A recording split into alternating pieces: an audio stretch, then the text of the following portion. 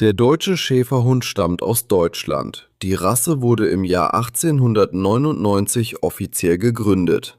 Der Begründer der Rasse war Max von Stephanitz. Sein Ziel war es, den perfekten Arbeitshund zu züchten. Der Deutsche Schäferhund ist sehr intelligent. Er lernt schnell und arbeitet gerne. Er ist seinem Besitzer gegenüber sehr loyal. Diese Rasse ist mutig und selbstbewusst. Er hat einen starken Beschützerinstinkt. Der Deutsche Schäferhund wird oft als Polizeihund eingesetzt. Er arbeitet auch beim Militär. Viele Schäferhunde sind Rettungshunde. Manche arbeiten als Blindenführhunde. Er ist auch ein beliebter Familienhund. Der Rüde kann bis zu 65 cm groß werden. Er wiegt zwischen 30 und 40 Kilogramm.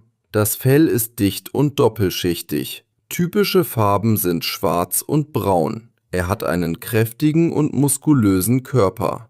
Diese Rasse kann zu Hüftdysplasie neigen. Auch Ellbogendysplasie kommt vor. Regelmäßige Bewegung ist sehr wichtig. Eine gute Erziehung beginnt im Welpenalter.